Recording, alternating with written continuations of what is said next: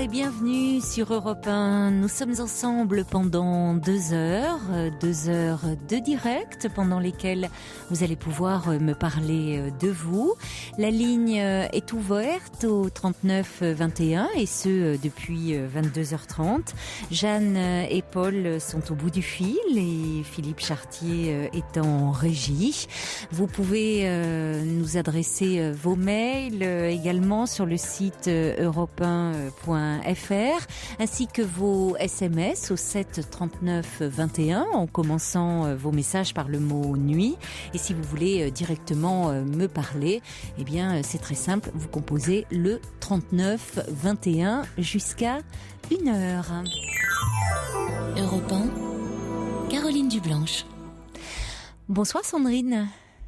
Bonsoir. Bonsoir.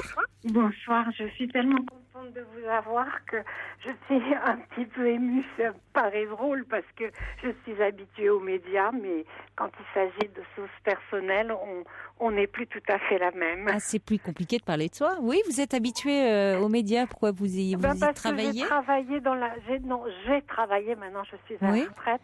J'ai travaillé dans la communication, donc j'avais beaucoup de rapports avec la presse, avec tous les médias, et j'étais très à l'aise. Oui. Mais maintenant, je suis comme une petite fille devant le téléphone. Ouais, c'est toujours plus intimidant de parler de soi.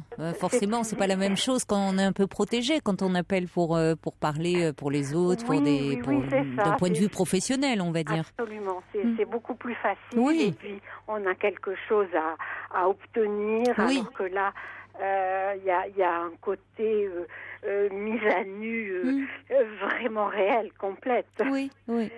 Voilà. Alors vous voulez me parler de votre ex-mari, je crois. Voilà, et de ma fille en fait. Oui. Par rebond, ma fille est la fille de mon ex-mari. Et il est actuellement dans une phase de cancer terminal extrêmement difficile.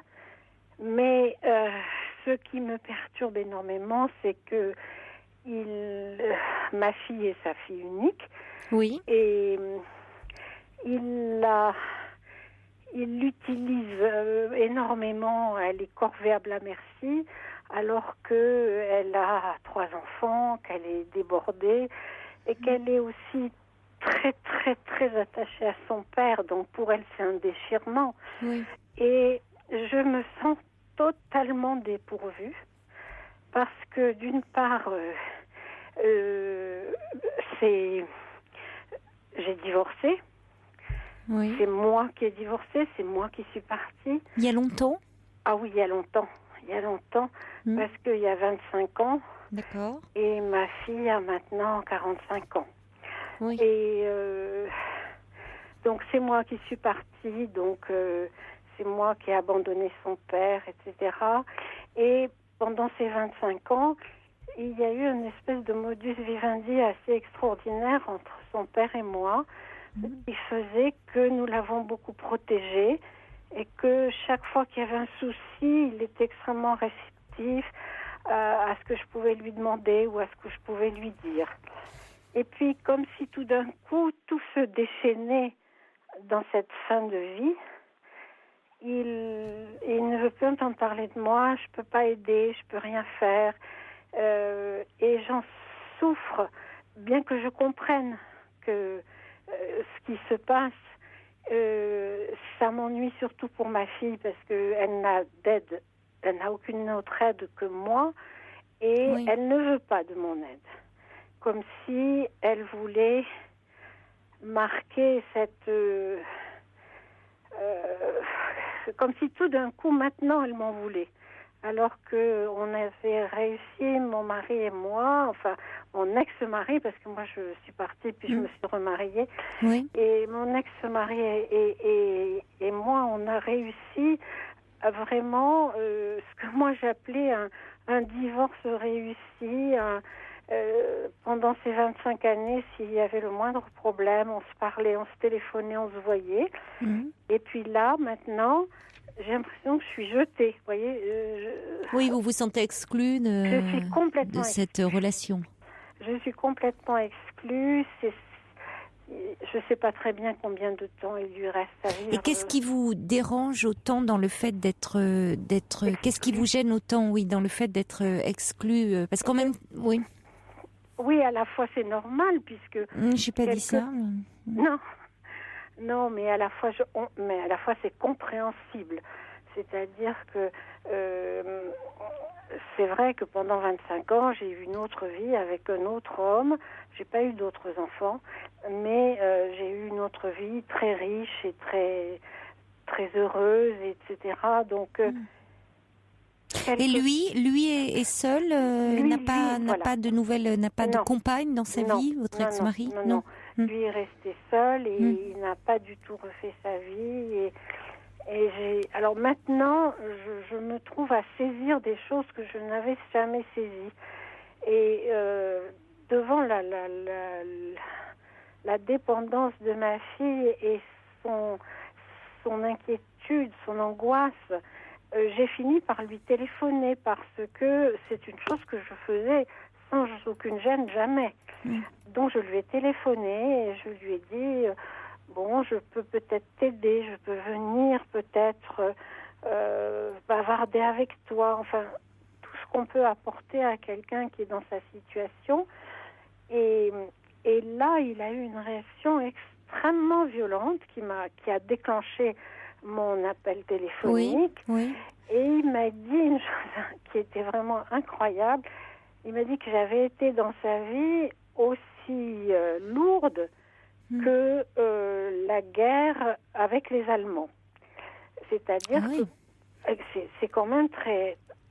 Alors j'ai pris ça... Alors j'ai à la fois... C'était tellement extrême que j'ai d'abord ri, en disant, mais enfin, comment peut-on oui, quelle comparaison, oui. Quelle comparaison, oui, parce la que, guerre, la guerre... comparée à une guerre, oui. La guerre de 40... Oui.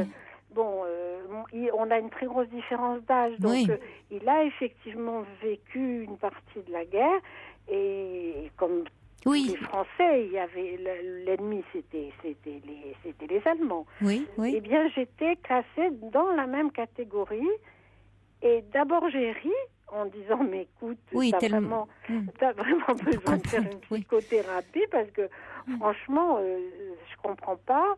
Et le rapport, oui. Non, il n'y avait pas. De toute façon, je pense qu'il n'y avait pas de rapport. Il y avait surtout quelque chose d'essayer de dire quelque chose qui me fasse le plus de mal possible. Et j'ai en même temps réalisé qu'il avait sans doute énormément souffert quand je suis partie. Oui. Mais actuellement, alors, depuis ce coup de téléphone a eu lieu il y a 2 jours, et depuis 2 jours, je suis obsédée par cette réflexion. Et je me dis, mais c'est terrible, parce que j'avais cru avoir un divorce réussi. J'avais cru, je lui faisais confiance. Moi, j'étais vraiment très honnête dans mes rapports avec lui. Je faisais tout pour être présente quand même, vis-à-vis de ma fille. Et lui, je savais qu'il était seul. Donc, bon, je pense que quand on perd il y a quelqu'un qui vous quitte, il y a 2 choses. Il y a la blessure et puis il y a l'orgueil blessé aussi. Donc j'ai pris tout ça dans la figure maintenant, et maintenant j'ai 72 ans. Je suis encore très dynamique, mais lui il a 15 ans de plus que moi, donc lui il a maintenant 87 ans. Et bon, il a eu un cancer, et maintenant il a un cancer généralisé, et il a plus énormément de temps devant lui. Oui. Et j'avais eu cette folie de penser que je pouvais l'aider. Et il m'a jetée. Il m'a jetée carrément. J'ai vraiment senti que c'était pas la chose à faire.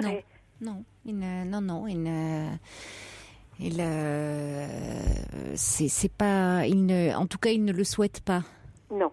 Voilà. Et bon, tout est peut-être exacerbé en ce moment. Je ne sais pas aussi à quel moment vous l'avez eu, dans quel contexte, les traitements aussi qu'on peut lui donner. Je sais pas, il a peut-être des traitements aussi un peu. Qu'est-ce qu'il a actuellement? Il était chez lui. Il parlait d'une toute petite voix au début de la conversation. Puis au fur et à mesure, comme d'ailleurs toujours, il s'animait, il avait une voix plus assurée, etc. Pour finalement me dire qu'il y avait eu deux catastrophes dans sa vie, la guerre et moi, voilà. Oui, alors, mais enfin, la guerre, c'est traumatisant, la guerre. Bien sûr. Pour le moins, oui. Oui. On peut en mourir. Absolument. Bon, et comme vous le dites, c'est que finalement, le divorce, ça a été quelque chose de traumatisant pour lui. Ah oui. Évidemment que la comparaison c'est disproportionné, il y a quelque chose d'excessif, mais bon, il voulait à ce moment-là, il exprimait, il y avait de la colère. Oui. Qu'il n'a, semble-t-il, jamais exprimé ? Non, jamais. Non, il a toujours été d'une... je dirais le mot est, il faut le prendre entre guillemets, d'une élégance extrême, c'est-à-dire toujours très courtois, toujours. C'est quelqu'un qui a à la fois des défauts énormes qui ont fait que j'ai pas pu vivre avec lui parce qu'il était très obnubilé par lui-même et tout ce qui était échec, c'était moi, et tout ce qui était réussite, c'était lui, etc. Mais moi, tout ce que j'ai pu souffrir, parce que si je suis partie, surtout je suis partie pour me mettre à travailler, pour pouvoir être indépendante, c'est parce que vraiment j'en pouvais plus. Et moi, j'ai tout oublié, j'ai tout pardonné, tout s'est effacé. Mais il a un moment bien particulier de sa vie aussi, là. Ah ben oui. Ouais. Il a un moment bien particulier de sa vie où, bon, vous avez dit qu'il est quand même dans un cancer en phase terminale où il voit la fin quand même se profiler. Hein. Alors après, bon, on peut toujours espérer qu'il puisse y avoir, qu'il y ait une rémission, qu'il y ait, bon, vous voyez, parfois on peut, mais enfin, malgré tout, il y a quand même ce couperet, donc qui peut, il y a des personnes il y a plusieurs formes de réactions possibles. Hein. Il y a des personnes qui sont dans une révolte et dans une colère par rapport à ça. Donc aussi.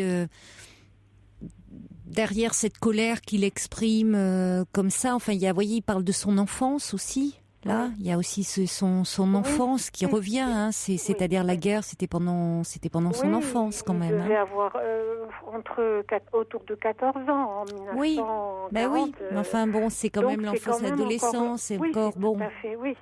Donc. Oui, puisque vous, il est plus âgé que vous, c'est ça. Vous avez, il a 13 ans de plus que moi. Mais enfin, voyez, bon, ce qui veut dire quand même, il vous associe, on peut voir aussi, c'est quand même des événements marquants. Vous êtes un élément marquant de sa vie. Hein. Oui, j'en suis sûre. Mais oui. Mais je suis désolée. Enfin, si vous voulez, ce qui me préoccupe vraiment beaucoup, c'est que j'ai cru... à ce divorce soi-disant réussi, mais vous ne le viviez pas de la même façon. Vous savez, les divorces réussis entre guillemets, il y en a toujours un qui souffre plus que l'autre. Hein. Oui. Bon. Vrai. Et comme vous dites, même s'il y en a un qui fait preuve d'élégance, c'est toujours, ça reste quand même une épreuve sur un plan personnel, et pas seulement parce qu'une réaction d'orgueil, mais c'est une blessure. Alors quand vous dites, vous avez dit, c'est moi qui ai abandonné son père en parlant de votre fille. Bon, on n'abandonne pas un adulte. Hein. Il y a que ce sont les enfants qu'on abandonne. Un adulte, il est à même de pouvoir se prendre en charge. Mais ça montre effectivement votre culpabilité. Vous ressassez là depuis quelques jours cette phrase où vous vous sentez coupable, d'autant plus qu'il est aujourd'hui très, très vulnérable, très amoindri du fait de sa maladie. Mais il faut aussi resituer dans un contexte et resituer aussi qu'il a pu vous dire ça à ce moment-là, Et voyez, pas vous fixer sur cette phrase-là non plus. Vous pouvez pas résumer ce que vous avez vécu avec lui, même votre divorce, en disant, à cette phrase-là. Que ça a été plus douloureux, beaucoup plus douloureux pour lui que vous ne l'avez imaginé à ce moment-là, c'est une chose. Pour autant, voyez, vous pouvez pas non plus, on peut pas non plus s'arrêter, figer les choses dans le marbre comme ça. Oui, alors... C'est le risque en ne le voyant pas. Parce que parfois on dit dans un mouvement d'humeur, dans un mouvement de colère, quelque chose. Oui. Bon, que l'on pense sur le moment, mais que l'on peut atténuer, nuancer après. Or vous restez avec cette phrase qui fait que il y a un sentiment de culpabilité, un peu, y compris par rapport à votre fille, semble-t-il. Voilà, alors c'est exactement, la phrase était en train de me venir. Ce qui me désole le plus, c'est parce que moi, je peux ressentir, parce que moi, j'ai la force pour supporter ça, mais c'est ce que ma fille en ressent, parce que, vous voyez, elle me parle pas de son père, ou bien parfois, elle me donne je lui dis comment va-t-il, et elle me dit une ou deux choses, et puis vraiment, on sent que c'est avec, elle fait un effort pour dire quelque chose. Il y a une loyauté. Veut vraiment m'éloigner. Il y a une loyauté certainement vis-à-vis de son père aussi. Je pense quelque chose. C'est-à-dire ce qui doit être compliqué pour elle, parce que elle est, comme vous dites, elle est profondément attachée à son père, comme elle est profondément attachée à vous. Oui, mais actuellement, si vous voulez, c'est son père qui est l'objet de toutes ses attentions, parce que son père est dans un état très critique. Enfin, elle sait que malheureusement, le temps lui est compté. Oui. Donc, tout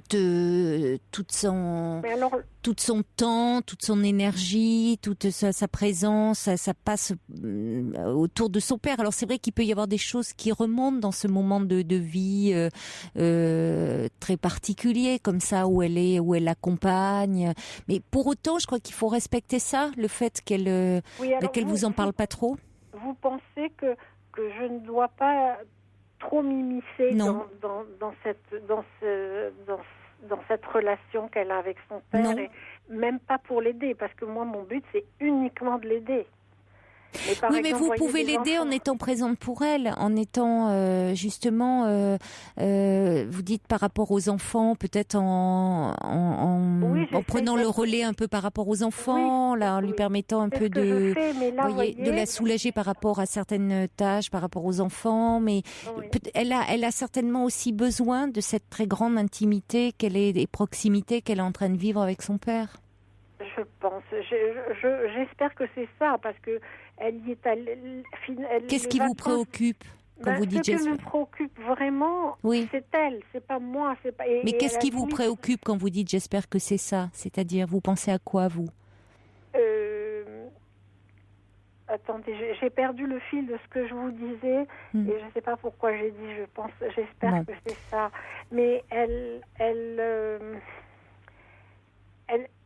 je suis allée vendredi garder les enfants. Elle était allée avec son père, je ne sais pas où. Et puis, le vendredi soir, c'était la fin des classes.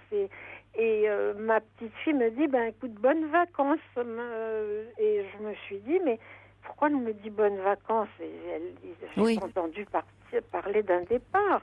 Et puis, j'apprends par hasard qu'effectivement, les enfants sont partis avec leur père, et qu'elle est restée à Paris pour s'occuper de son père. Et j'étais vraiment attristée, parce que je me suis dit, mais ça doit être tellement dur pour elle. Vous lui en parlez? Vous lui dites, est-ce que c'est pas trop dur pour toi? Est-ce que vous lui posez la question? Non, je pose pas la question. Pourquoi? Je l'affirme. Je lui dis, ne l'affirmez pas. Demandez-lui. Parce que je dis... Comment elle vit les choses, comment est-ce que... et comment vous pourriez l'aider, finalement? J'ai le sentiment qu'elle pense que ça ne me concerne pas. Ne pensez pas à sa place. Demandez-lui. Oui. Vous pouvez lui demander comment pourrais-je t'aider? Oui. Oui, parce que si vous voulez, moi j'arrive toujours avec des solutions. C'est un peu mon caractère. Je vais pas vers des questions, je viens avec des solutions. Et là, oui, mais malheureusement, là, vous êtes dans l'impuissance parce que, y compris pour son père, malheureusement, il n'y a pas de solution. Oui. Voyez ? Et donc, c'est aussi ce qui doit vous angoisser. C'est que là, vous êtes dans une situation où il n'y a pas toujours les solutions. Oui, c'est difficile. Et c'est d'autant plus difficile pour vous que vous êtes dans l'action. Et là, on vous exclut de ça. Voilà, oui, je suis complètement. On vous exclut, mais vous pouvez dire à votre fille dire dans la mesure où je ne peux pas.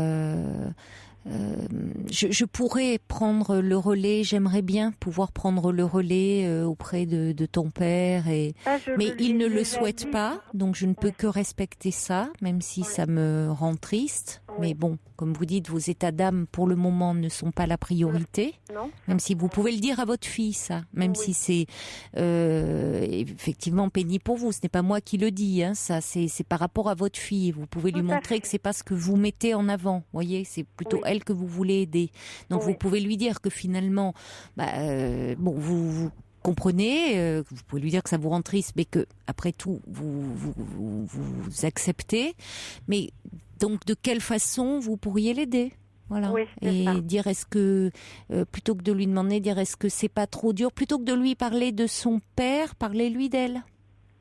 Oui. Est-ce que c'est pas trop compliqué? Si vous ne lui en parlez pas, non, pas du tout, ça risque d'être curieux aussi. C'est-à-dire que ça crée comme un non-dit entre vous.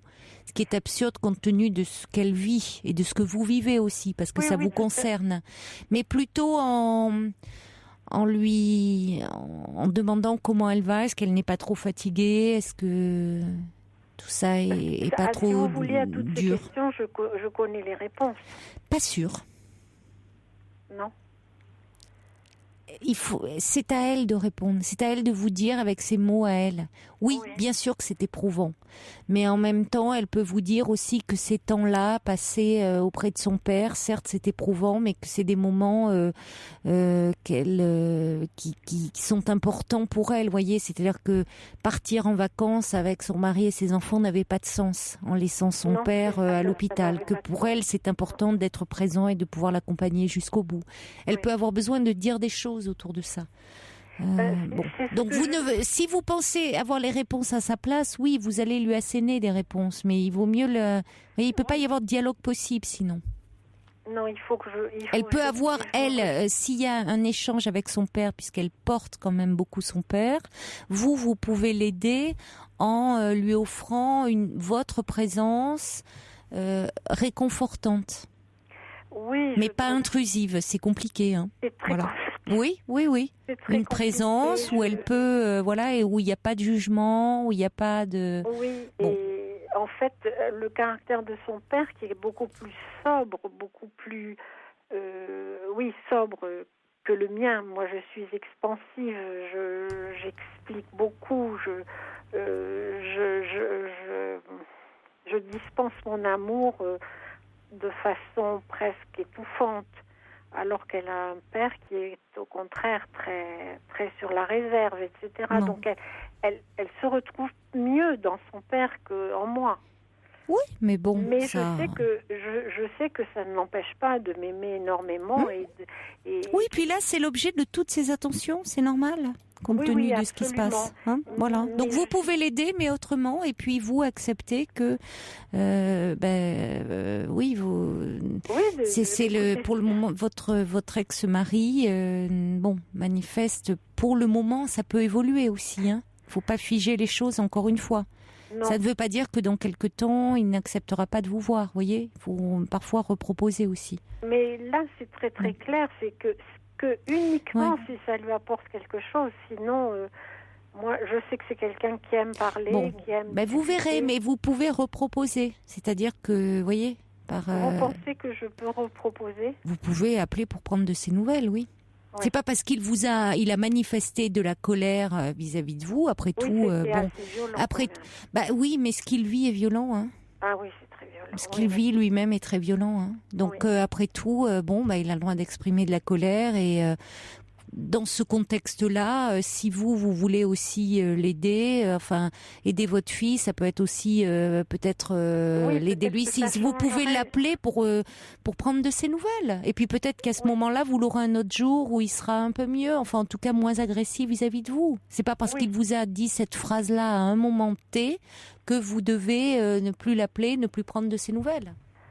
Oui, je pense qu'il faut. Voyez, faut pas. Oui, il faut que je sois moins excessive. Oui, c'est quand même quelqu'un qui est à un moment, qui est dans une grande souffrance et certainement physique. On doit tout faire pour faire en sorte de l'atténuer, mais morale quand même. C'est très difficile d'arriver. Bon, il faut en tenir compte. Oui, voilà. Mais c'est quelqu'un qui a des relations très difficiles vis-à-vis de la mort, et ça, je l'ai toujours vu. Oui, mais enfin, qui ne l'aurait pas, hein. Oui, c'est agréable pour personne d'arriver en fin de vie. Il y a des gens qui sont plus paisibles que d'autres. Oui, enfin bon, on ne sait pas, on verra quand on y sera, et le plus tard possible.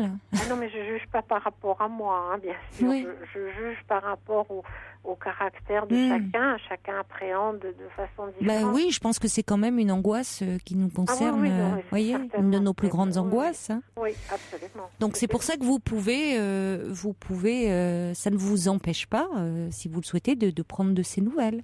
Voyez. Oui, bien sûr. Oui. D'envoyer un petit mot ou de. Oui, voilà. de me manifester. Bien sûr. Oui, tout à fait. Oui. Parce que là, on a le droit d'avoir des mouvements d'humeur et encore plus, je veux dire, quand on est dans ces moments-là. Et comment Et comment Oui, tout à fait. Merci. J'ai été contente de vous entendre et de pouvoir exprimer ce que je ressens, parce que comme je suis toute seule, cette phrase, je ne pourrais pas la répéter à ma fille. Et je n'ai non, mais ne le répétez pas, ça n'a aucun intérêt, effectivement. Votre fille, elle n'a pas besoin d'être chargée de ça actuellement. Non, pas du tout. Non. Merci. Je vous en prie, Caroline. Bonne soirée. Bonne soirée, Sandrine. Au revoir. Au revoir. Pour parler à Caroline Dublanche, appelez le 39 21 34 centimes les minutes. Europe 1.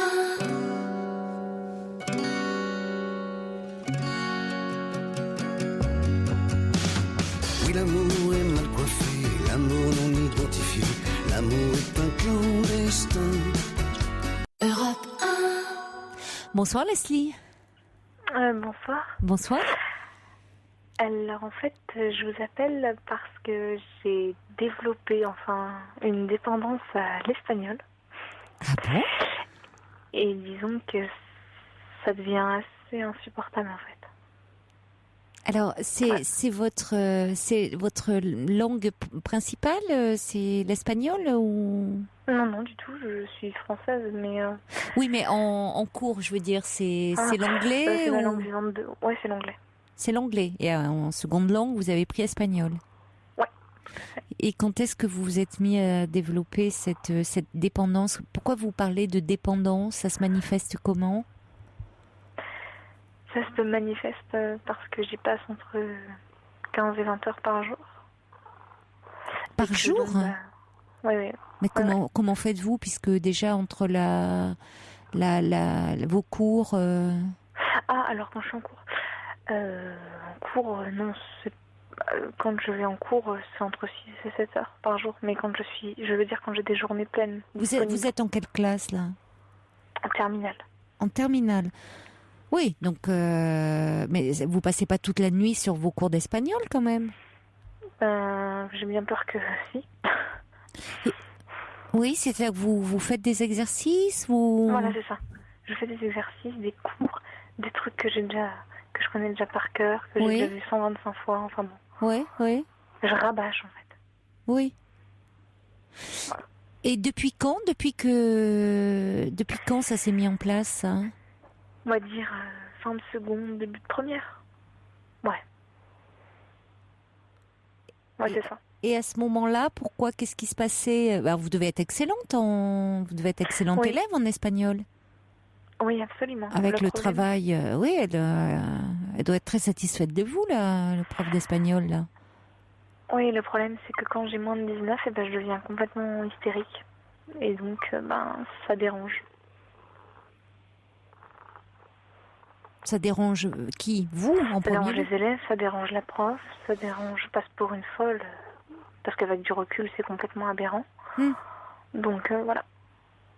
C'est-à-dire quand j'ai 18, je pleure, je balance tout par terre. Enfin. En classe ? Ouais. Et pourquoi ça vous fait ça uniquement sur cette matière ? Oui. Je suis très exigeante quant à la notation. Oui, ça certainement. Et quand je fournis des efforts et que j'ai 18, ça ne va pas, moi. Oui, 18, c'est pas assez. Ouais, je le vis mal. Voilà. Et pour les autres matières, vous avez des notes comme ça excellentes dans les autres matières également ? Non. Je me fixe un truc entre 12 et 14 dans les autres matières et voilà. C'est un objectif à atteindre à chaque fois.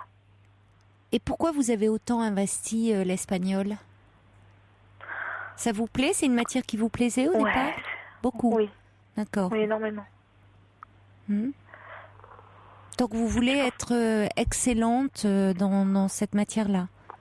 C'est ça. Et excellente, c'est-à-dire pas en dessous de 19. Oui, j'ai compris. Mais comment ça s'est mis en place ? Ça s'est pas mis en place tout de suite ? Non. Plus j'ai... Vous vous souvenez quand ça a commencé un peu... Oui. Oui. Je pense que c'est quand j'ai commencé à tomber en adoration devant mon enseignante. D'accord. C'est-à-dire quand j'ai commencé à la considérer comme une divinité, j'ai considéré l'espagnol comme une divinité. Voilà. C'est toujours la même enseignante, là ? Non, cette année, j'ai changé, malheureusement. Mais je l'ai eu 2 ans. Et qu'est-ce qu'elle avait, cette enseignante, de si particulier pour que vous la considériez comme une divinité ? Elle avait tout, justement. Les qualités professionnelles, mais aussi humaines, pédagogiques, humaines. Elle avait aucun défaut. Elle savait dire ce qu'il fallait au moment où il fallait le dire. Quand il fallait pas le dire, elle le disait pas. Et voilà. C'est une enseignante juste parfaite, quoi. Elle vous a beaucoup... elle a su vous parler, elle a su vous faire aimer, oui, vous soutenir, vous valoriser. C'est ça, tout à fait. Me mettre en avant et me montrer que j'avais des qualités, tout ça, et m'aider aussi quand ça n'allait pas d'un point de vue personnel. Elle a su vous révéler là où finalement vous avez des notes, tout à fait de bonnes notes, entre 12 et 14, c'est déjà de très bonnes notes en terminale. Mais là, dans cette matière-là, vous avez voulu l'excellence, parce que vous vouliez aussi, c'était important, briller à ses yeux, c'est-à-dire cette matière est devenue extrêmement importante pour vous, parce que le professeur l'était. Exactement. C'est d'abord la prof que vous avez investi avant la matière. Tout à fait, exactement, tout à fait, exactement. J'ai beaucoup investi au niveau affectif. C'est ça, oui. Et voilà. Vous aviez besoin, c'est d'être reconnu, aimé de cette prof. Ouais, c'est ça. Ouais, j'ai toujours à l'extrême. Elle a cru en vous aussi. Elle a cru en vous finalement. Oui. Ça vous manquait Oui, beaucoup. Comme ça, qu'on porte sur vous un regard valorisant. Enfin, ça vous manque ça dans votre entourage ? Oui, un peu quand même. Oui. Mais bon. Justement, vos parents, est-ce qu'ils sont conscients du fait que vous travaillez autant cette matière ? Qu'est-ce qu'ils en disent ? Je leur dis pas vraiment. Mais ils sont conscients que je travaille énormément cette matière. Mais ça les fait plutôt rire, en fait. Qu'est-ce qui les fait rire ? De s'acharner autant, de pleurer quand on a 18, voilà. Ils savent pas trop comment réagir, je pense. Ils ne vous disent pas que 18, vous êtes déjà dans l'excellence ? Oui. Bien sûr, ils me le disent, mais on se prend la tête parce que je veux pas entendre ça, donc voilà. Pour moi, 18, je suis pas dans l'excellence. Enfin, vous m'excuserez, mais 18, pour moi, en espagnol, c'est un échec. Pour moi, en tout cas. Mais l'échec de quoi ? C'est ça, c'est-à-dire que vous fixez une barre tellement haute là, de perfection qui est... si vous ne l'atteignez pas, vous en êtes extrêmement malheureuse. Comme si finalement tout ce que vous valez, votre valeur dépendait de cette note que vous obtenez. Et si vous l'obtenez pas, vous n'êtes plus rien. C'est ça, comme si vous ne valiez plus rien. Voilà. Bah oui, mais C'est ça. pourtant votre valeur humaine, elle n'est pas liée à vos notes, quand bien même vous auriez 4 en espagnol. Hein. Je vais pas vous faire frémir, mais vous voyez, c'est non. votre valeur, vous, de jeune femme, de Leslie, elle dépend pas des notes que vous avez. Bien sûr. Vous le Si on savez raisonne au 2 fond. secondes, bien sûr. Oui, bien sûr, je le sais. Oui, mais vous vous êtes mis la barre très haut parce que cette professeure, c'était un peu une image idéale de vous-même. Exactement. Tout à fait. Un idéal à atteindre. Eh oui, j'essaie de l'atteindre. Plus les jours passent, plus j'essaie de l'atteindre. Oui, mais justement, c'est à un moment, cette quête est perdue, elle est vouée à l'échec. Quand on veut trop Oui. vouloir se perfectionner, vouloir s'améliorer, c'est important. C'est aussi comme ça qu'on progresse, c'est stimulant, voyez. En revanche, chercher la perfection, c'est à coup sûr se rendre malheureux. Ah bah ça, je vous Parce que la perfection n'est pas de ce monde. Bah oui, j'ai du mal à On l'entendre. peut vouloir, je vous dis, s'améliorer, approfondir ses connaissances, progresser. Ça, c'est important même. Hein, c'est comme ça que l'on apprend. C'est un moteur. C'est bon. En revanche, vouloir atteindre la perfection, c'est à coup sûr souffrir. C'est exactement ça. Ah bah oui, je suis pas très heureuse. Hein. Non. Ça, c'est clair. Mais vous pouvez pas l'être. Mais vous pouvez pas l'être parce qu'en fait, il y a quelque chose d'ailleurs, comme vous dites, finalement, vous dites vous-même, ça devient votre énergie, elle passe là-dessus, c'est au détriment d'autres choses. Enfin, à 17 ans, vous avez d'autres choses à investir que vos cours d'espagnol, de passer autant de temps là-dessus. C'est exactement ça. Tout à fait. Ouais, mais j'arrive pas. Si j'en fais pas pendant 2 heures, je deviens complètement dingue. Alors, voilà. Et de toute façon, si je n'en fais pas au niveau magistral, je suis dans ma tête dedans. Donc, ça me quitte jamais. Je me lève le matin, espagnol. Je me couche le soir, espagnol. Ah. Oui, vous pensez, vous couchez, vous mangez espagnol, quoi. C'est ça. Ouais. Vous partez quand alors vivre vous voulez aller vivre en Espagne? Qu'est-ce que vous allez faire? Faudrait vous trouver un fiancé espagnol déjà. Ah, je cherche. Figurez-vous, je cherche un policier espagnol. Hein, un quoi, hein? Un policier espagnol. Et pourquoi un policier? Pourquoi? Parce que je suis en admiration totale devant les policiers. Ah oui? Qu'est-ce qui représente les policiers pour vous? La sécurité, la virilité, tout ça, quoi. C'est un fantasme de jeune fille. Oui. L'ordre, la loi. C'est ça, exactement. C'est ce qui vous manque? Oula, oui. C'est un peu ce qui me manque. Ouais, je cherche un policier, c'est l'occasion. Hein, voilà, ouais, parce que c'est protecteur quelque part.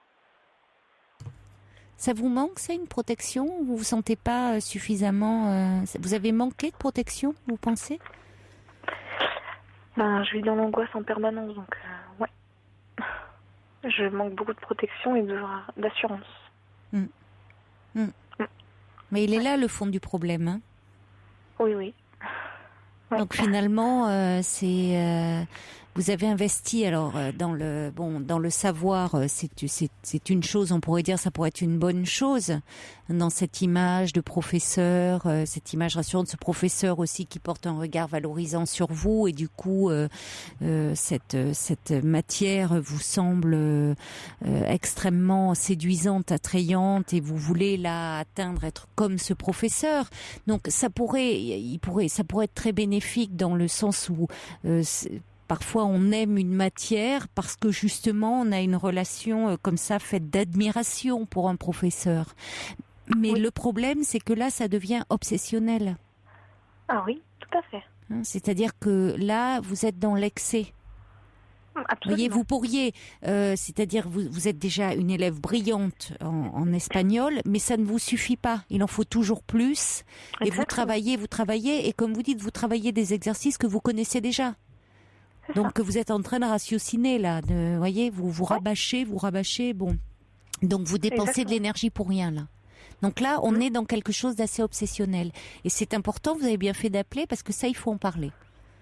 Parce que ça peut pas, si vous voulez, il y a quelque chose qui se joue. C'est un moyen que vous avez trouvé de aussi canaliser une angoisse et puis finalement une façon de remplir un peu un vide, un sentiment que il y a un manque là derrière tout ça. Comme souvent quand il y a une dépendance d'ailleurs. Ouais. Il faut en parler de ce manque et de cette angoisse. Ouais. Parce que là, ça envahit trop votre vie. Oui. Oui, disons qu'avant un oral d'espagnol, je vomis, quoi. Oui, il y a trop d'angoisse, c'est trop.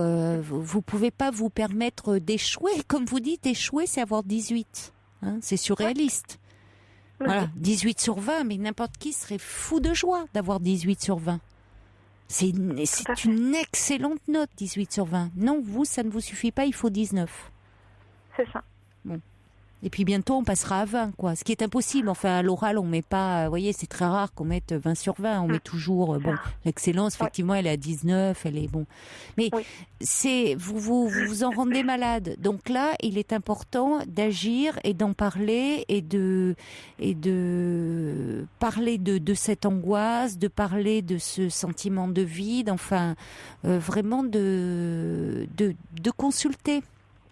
Parce que c'est derrière ça, il y a beaucoup de choses à comprendre sur vous. Et je vous dis, le fait de prendre un modèle, c'est comme ça aussi qu'on grandit. On a besoin de modèles pour se construire. Donc à 17 ans, avoir besoin d'un modèle et prendre un professeur pour modèle, c'est plutôt une bonne chose.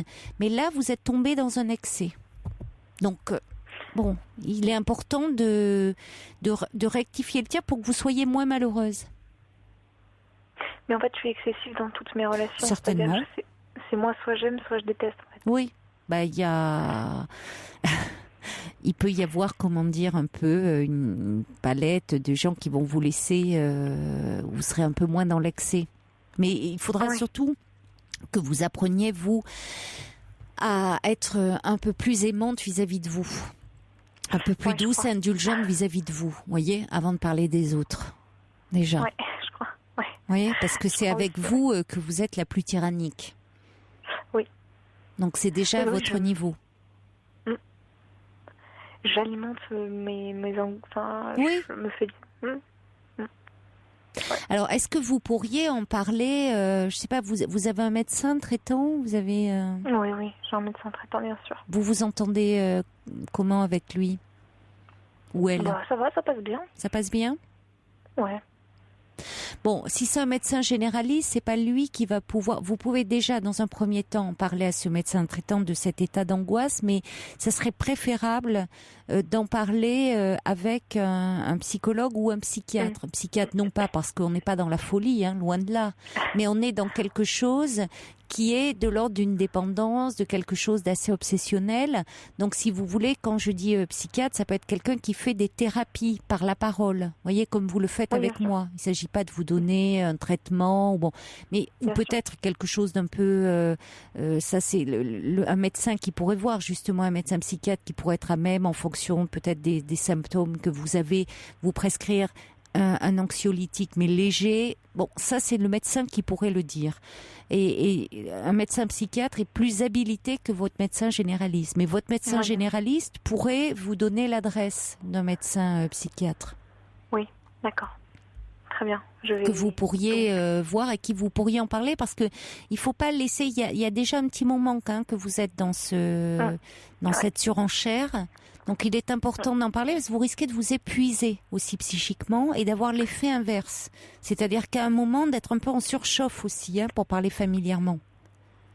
De dépenser trop d'énergie psychique, de vous épuiser. C'est un peu ça.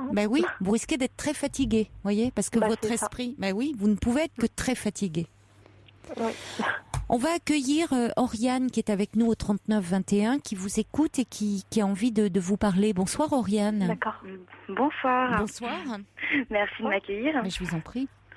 Oui, j'ai rencontré la même situation à 2 reprises. Oui. J'ai démissionné d'un poste pour reprendre mes études. J'ai dû passer par une préparation au concours, hein, Oui. et j'ai rencontré la personne qui s'occupait donc de cette préparation, et je suis tombée aussi en admiration de tout ce qu'elle a pu faire humainement parlant, professionnellement parlant, et du coup sur la fin on en a discuté et j'ai un peu compris pourquoi. Je pense que le fait d'être seule quand on rentre chez soi, de pas pouvoir en parler, de pas être écoutée, et je pense que moi je me suis fait suivre, hein, parce que c'est difficile de se dire qu'on est admiré par quelqu'un qu'on connaît pas au final. Et par la suite j'ai eu mon concours, donc je suis rentrée dans une école. Oui. Et là, ça me refait exactement la même chose. Donc, c'est une personne qui a pris le temps de m'écouter, Je suis pas habituée, je pense, à ce qu'on m'écoute, et je pense que c'est surtout ça, c'est que quand on n'est pas forcément écouté, que quelqu'un s'intéresse à nous et que cette personne-là prenne du temps pour nous aider dans certaines démarches. Et moi, j'ai voulu être suivie par un psychologue. Oui. Et c'est une très très bonne démarche. Je pense qu'il faut le faire parce que je pense qu'il faut creuser plus loin. C'est pas juste la personne. On n'admire pas juste une personne. Non, c'est ce qu'elle représente. Vous avez raison. C'est ce qu'elle incarne. Exactement. C'est ce qu'elle incarne. Et puis, oui, c'est ce que vous voudriez être comme un idéal à atteindre. C'est ça. Oui. Et le fait. Alors pourquoi pas, mais l'important c'est, si vous voulez, on se construit, c'est ce que je disais, à partir de modèles. Mais plutôt que de vouloir ressembler à quelqu'un, ce qui est une quête impossible, c'est déjà très compliqué d'être soi. Il faut apprendre à se connaître davantage. Et en se connaissant davantage, par le biais d'un travail sur soi, on découvre toutes les ressources que l'on a, au lieu de voir seulement les défauts, les manques et les failles. C'est ça. Et on a moins envie de ressembler aux autres dans ces cas-là. Oui, et puis le fait qu'elle disait à un moment donné que ses parents, ils en avaient pas forcément connaissance de tout ça, moi non plus. Et je pense que peut-être dans un sens, ma mère l'aurait très mal pris que je parle à quelqu'un du même âge qu'elle. Voilà, c'est pareil. Ouais. Voilà, enfin moi, c'est pas possible, et du coup, je pense que moi, de pas être écoutée, de pas avoir été poussée par mes parents, je pense qu'aujourd'hui, si je me suis retournée vers ces personnes-là, c'est qu'il y a certainement une raison, inconsciente ou pas d'ailleurs. Je pense que c'est pas anodin. Et il y a des choses que cette enseignante sait que ma mère ne sait pas. Oui. Des lourds secrets. Oui, mais moi, je suis dans exactement pareil. Et je pense que, enfin, on est dans la même situation, mais il faut. Je sais pas s'il faut le dire ou pas le dire. Enfin, moi, ma mère, elle n'est pas prête à l'entendre, mais je pense que le jour où elle sera prête, et moi aussi, je pense qu'on n'est pas simplement pas prêt. Et le travail, il continue, moi, avec la psychologue, et elle me dit d'attendre avant, parce que je culpabilise forcément, mais c'est un travail à faire sur une longue haleine. Enfin, c'est un travail en amont. Bien sûr. En tout cas, vous pouvez dire à vos parents déjà que vous n'êtes pas bien, parce que c'est quand même important d'en parler à vos parents aussi, de quand même leur dire ce que vous ressentez, et que vous éprouvez le besoin d'en parler à un médecin, hein, pour qu'ils se rendent compte aussi que c'est compliqué pour vous.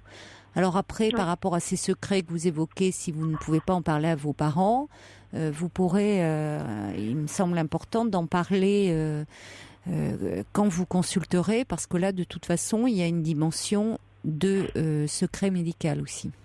Donc, ce que vous dites au médecin, c'est à lui que vous le confiez. Vous pouvez, vous voyez, ce qui se dit dans le cabinet du médecin reste entre lui et vous. Hein. Tout à fait. D'accord, écoutez, je vous remercie. Mais enfin, c'est important de parler pour vous libérer de cette angoisse, parce que derrière, il y a une angoisse. Oui, une énorme. Ah oui, c'est sûr. Donc il faut c'est important de faire la démarche. Oui. Et si elle veut rentrer en contact avec moi, enfin, ça me pose pas de problème, ça veut continuer la discussion. Il n'y a pas de souci. Ah, c'est gentil. Hors antenne ? Oui. D'accord, écoutez, merci beaucoup de votre aide, Oriane. À ce moment-là, ne raccrochez pas. On va vous mettre en relation hors antenne. Jeanne va vous mettre en relation. Et puis, vous pourrez me donner de vos nouvelles, Leslie, si vous le souhaitez. Oui, bien sûr. D'accord, si vous le souhaitez, hein. Il n'y a aucune obligation. Bien sûr, avec plaisir. D'accord ? Merci beaucoup. Voilà. Oui, je vous embrasse. Je veux juste dire, en fait, ce que je culpabilise depuis tout à l'heure. Tout à l'heure, votre collègue m'a appelé, mon collègue masculin. J'ai appelé et à un moment donné, ça a coupé. Et après, j'ai eu une fille, mais je veux pas qu'il croie que je lui ai raccroché au nez. En fait, ça a coupé. C'est parce que j'avais plus de forfait. Enfin, je veux pas je culpabilise depuis tout à l'heure. Ah oui, non, Donc, non, là là. Alors franchement, il est en train de me dire, la Paul, qu'il y a aucun souci, il vous en fait absolument pas, ça peut arriver. Et alors franchement, surtout ne culpabilisez pas pour ça. Hein. Ça, il avait jamais pensé qu'il y avait un problème que vous lui aviez raccroché au nez. Hein. Non, ne vous inquiétez pas, ne vous faites pas de soucis pour ça. Hein. Vous avez suffisamment d'autres soucis sans rajouter là, hein. Vraiment. Ne vous inquiétez pas, Leslie, hein, vraiment. Merci beaucoup. Il n'y a pas de problème. Je vous embrasse. Au revoir, Leslie. Merci beaucoup, Oriane. Et ne raccrochez pas, on vous met en relation. D'accord. Hors antenne. Au revoir. Au revoir. Pour rejoindre Caroline Dublanche, appelez le 39 21, 34 centimes la minute. Europe 1.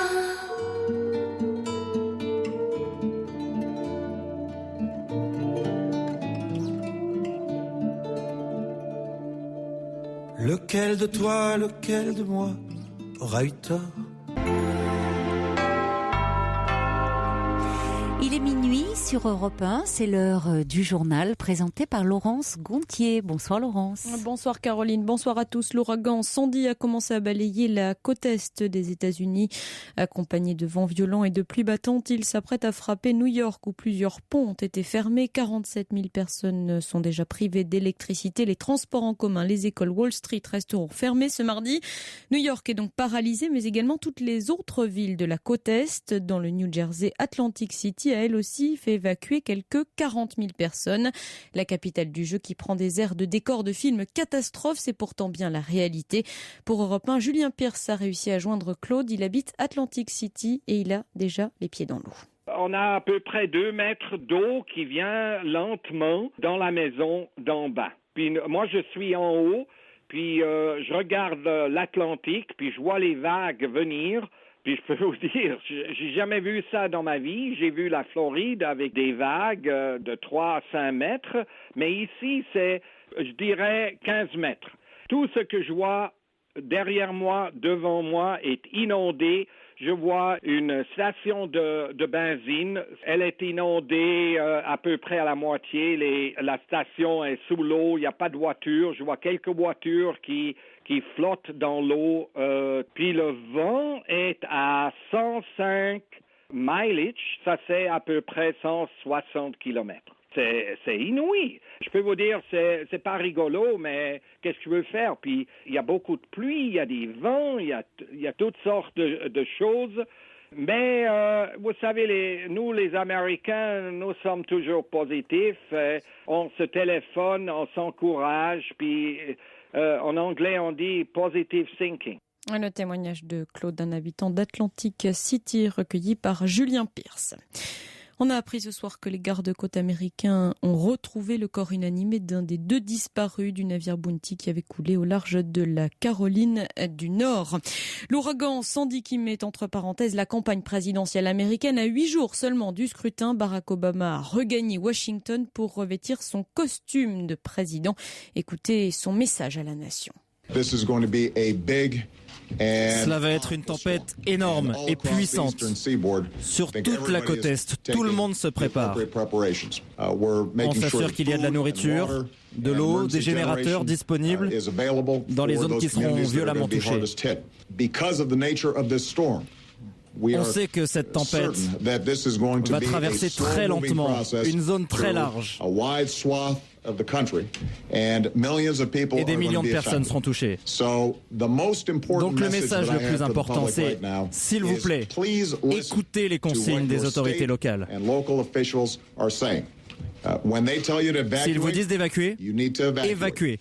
Ne tardez pas, ne vous posez pas de questions parce que c'est une tempête importante et elle pourrait avoir des conséquences fatales pour ceux qui auraient tardé à partir. Voilà le message de Barack Obama aux Américains. Le soulagement ce soir en Martinique où l'on était sans nouvelles de 8 Français portés disparus. Ils reliaient à bord d'un gros Zodiac l'île de la Dominique en Fort-de-France. Au moment, pensait-on, du passage de la tempête Sandy, d'importants moyens ont été déployés. Les Français avaient en fait retardé leur départ. Ils sont arrivés sains et saufs et par leurs propres moyens il y a quelques heures maintenant en Martinique. À Porquerolles, dans le Var, les recherches pour tenter de retrouver le jeune Pierre, 12 ans, n'ont rien donné. Ce lundi, elles se sont concentrées en mer au large de l'île. Le garçon a disparu samedi. Seul son vélo ainsi qu'une de ses chaussures ont été retrouvés. Ce mardi, lagunes et plans d'eau seront explorés. Les auditions se sont également poursuivies pour retracer l'itinéraire de l'adolescent. Sa mère et ses frères et sœurs ont été interrogés. Le désespoir à présent d'une femme de 52 ans dans le Nord. Elle a tenté de s'immoler ce lundi matin dans le bureau du maire d'Hazebrouck. La quinquagénaire avait, semble-t-il, préparé son geste. Pour Europe 1, Jessica Jouve. Tassanit Meni avait tout préparé. Dans la poche de son manteau, une bouteille d'eau contenant un produit inflammable. Au bout de 5 minutes d'entretien avec le député maire, elle prétexte une envie de boire. En réalité, elle s'asperge et allume le feu devant l'élu. En entendant les cris dans le hall, Didier Timbergen, adjoint au maire, intervient. J'ai vu une dame enflammée, comme une torche, qui m'appelait à l'aide. Aidez-moi monsieur, aidez-moi monsieur. Avec l'aide d'un collaborateur, on a réussi à étouffer les flammes qu'elle avait sur elle, puisqu'elle était complètement embrasée. Et puis après, ça s'est enchaîné. Les pompiers, voilà, le SMUR, puis s'occuper aussi de notre mère qui était très très choquée. Cette mère de famille est connue des services sociaux de la ville depuis 8 ans. Elle s'était déjà faite remarquer en s'enchaînant dans le bâtiment et en entamant une grève de la faim. Cette femme, décrite comme fragile, paumée, n'en voulait pas directement à l'avis de l'élu, dit Philippe Muller, procureur de la République de Dunkerque. Donc a priori, ce serait prémédité. Dans la mesure où M. Alossiri n'a jamais eu de menace de mort, même pas de menace de violence, non, il n'y avait aucune indication. C'était pas M. Alossiri qui était visé par ce passage à l'acte. C'est un appel à l'aide. C'est un appel à l'aide de Mme Meni qui était a priori en souffrance. Et toujours selon le procureur, la victime qui s'est immolée est brûlée sur les 3/4 du corps et a été placée sous coma artificiel. Le député maire de son côté a quelques brûlures au cou, aux mains et reste très choqué par son geste. À Hazebrouck, Jessica Jouve, Europe 1. À Arras, dans le Pas-de-Calais, la piste du drame privilégiée après la découverte ce lundi soir des corps de sexagénaires et de leur fille. Ils auraient été tués par arme à feu. L'épouse avait appelé la police. Elle se disait menacée. Les secours sont arrivés trop tard. Selon les premiers éléments de l'enquête, l'homme a pu tuer sa femme et sa fille avant de retourner l'arme contre lui. Les hauts fourneaux de Florange en Moselle mis en vente par ArcelorMittal intéresseraient le sidérurgiste russe Severstal. C'est ce que croient savoir nos confrères des Échos. Des discussions ont commencé il y a 2 semaines environ. Trouver des économies pour diminuer le déficit de l'État, telle est la mission de François Hollande. Et cela pourrait bien passer par une hausse de la TVA dans la restauration de 7 à 12%. C'est en tout cas ce que préconise le député socialiste Thomas Thévenoud dans un rapport qui démontre que les restaurateurs n'ont pas tenu leurs engagements en matière d'emploi et de baisse des prix. Faux, répond ce soir Didier Chenet, le président du syndicat national des hôteliers et restaurateurs. Grâce à la baisse de la TVA, on a signé un accord social majeur. Cet accord social a permis d'augmenter les salaires, de verser une prime TVA et de créer une mutuelle. Ça représente 1,2 milliard que nous avons réinjecté dans l'économie. Et c'est ce qui fait qu'aujourd'hui, nos salariés sont inquiets. S'il y a une hausse de la TVA, ce qui va se passer, d'abord, c'est qu'il y aura la suppression de la prime TVA pour nos salariés. Je rappelle que nos salariés ont déjà vu leur pouvoir d'achat amputé avec la refiscalisation des heures supplémentaires. Demain, s'il y a la suppression de la prime TVA, ça fera quasiment 1 mois de salaire en moins. Ensuite, ce sera le pouvoir d'achat des Français parce que nous sommes obligés d'augmenter nos prix. Et enfin, vous avez un certain nombre d'établissements. Nous avons chiffré à peu près à 12 000 le nombre d'établissements qui, dans toute la France rurale, fermeraient. Est-ce que ce n'est pas du chantage à l'emploi ? Non, c'est pas du chantage. Vous savez, de même que la baisse de la TVA nous a permis de créer plus de 50 000 emplois et d'en sauvegarder presque autant, la hausse de la TVA aura le même impact dans l'autre sens. Et ce sera le plan social historique en France. Malheureusement, ce sera disséminé sur toute la France et ça ne se verra pas. Didier Chenet, le président du syndicat national des hôteliers et restaurateurs, répondait à Jean-Michel Duez. Les sports avec le football, suite de la 12e journée de Ligue 2. Lens et Clermont se sont quittés sur un nul de partout. Et puis en tennis, première journée du Masters 1000 de Paris-Bercy réussie pour Gilles Simon, Benoît Paire et Julien Beneteau. Un coup d'œil à présent sur le ciel, ça s'améliore, éclaircie et même retour du soleil sur une grande partie de la France, sauf dans le nord. Il pleuvra sur les côtes normandes, le Nord-Pas-de-Calais et l'Île-de-France. Les températures en légère hausse. 8 degrés prévus à Strasbourg au meilleur de la journée, 11 à Paris, 12 à Brest, 13 à Bordeaux, 15 à Biarritz et Nice et jusqu'à 18 degrés à Ajaccio. Europe 1, il est minuit 8. Excellente nuit à vous en compagnie de Caroline Dublanche. La nuit est à vous sur Europe 1 jusqu'à 1h. Vous pouvez appeler le 39 21 pour me parler de vous. Vous pouvez également m'envoyer vos mails sur le site europe1.fr. Pas de SMS ce soir, j'en suis désolée. On vient de me dire qu'il y a un souci avec les SMS. Effectivement, j'étais étonnée de voir que vos réactions n'apparaissaient pas sur mon écran. Le dernier que j'ai reçu date de 23h11, donc il y a un petit moment. Vous n'en envoyez plus, surtout. Apparemment, ils ne sont pas pris en compte quand même. Mais en tout cas, moi, je ne les reçois plus. Donc, on vous dira si ça remarche d'ici la fin de l'heure. Si vous voulez vous manifester, eh bien vous appelez directement au 39 21 ou vous nous écrivez par mail sur le site europe1.fr. Chaudron de la Barque justement a écrit au sujet de Leslie qui faisait de l'espagnol vraiment de façon assez compulsive, qui était très dépitée si elle n'avait pas 19 sur 20 en espagnol, un 18 ne la satisfaisait pas. Donc Chaudron de la Barque dit: votre surinvestissement en espagnol n'est probablement que l'arbre qui cache la forêt. Vous êtes attiré à l'extrême par les représentants et détenteurs de l'autorité. Cela vous sécurise tout en vous effrayant, semble-t-il, un peu comme si, quoi que vous fassiez, vous ne serez jamais à la hauteur. Ne restez pas seul avec vos obsessions. Trouvez rapidement un espace de dialogue où vous pourrez explorer la totalité de votre problématique. Il serait regrettable que vous luttiez encore et encore contre des moulins à vent, contre lesquels vous semblez impuissante. Prenez soin de vous et cherchez une forme d'apaisement autre que ce rabâchage qui n'a rien de thérapeutique, mais qui est par bien des côtés destructeur. Douce nuit à vous et felices sueños, ce qui veut dire apparemment, pardon pour mon accent, beau rêve.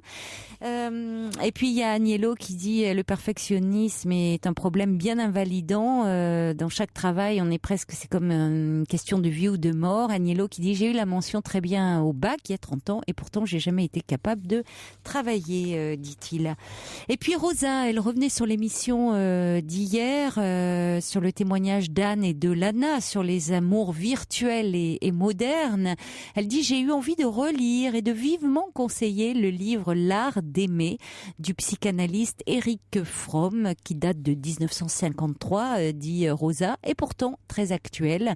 Donc L'art d'aimer d'Erich Fromm qui est paru aux éditions Desclés de Brouwer, qui a été réédité. Voilà. Et puis tout de suite, eh bien, nous allons accueillir Maude. Bonsoir. Bonsoir Caroline. Bonsoir Maude. Voilà, donc je vous appelle pour quelque chose qui commence à devenir assez handicapant dans ma vie. Ça fait à peu près 20 ans que je suis en région parisienne.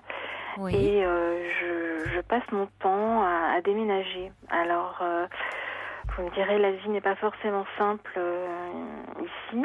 Mais quand je compare un peu ma vie à celle de mes amis ou même de personnes de ma famille, j'ai l'impression qu'elle est quand même très compliquée et j'arrive pas à analyser, à savoir ce qui va pas et quelle névrose il y a derrière, en fait. Je n'arrive pas à comprendre. Voilà, il y a comme une instabilité, Ça vous pose problème, ça. Oui. Quand vous dites que votre vie est bien compliquée, si vous vous comparez, dans quel sens vous paraît-elle compliquée? Outre finalement, ces déménagements, vous avez beaucoup déménagé? Oui, j'ai fait le calcul là, il n'y a pas longtemps. sur 22 ans, ça fait à peu près 15 déménagements. Donc c'est quand même, j'estime que c'est quand même beaucoup.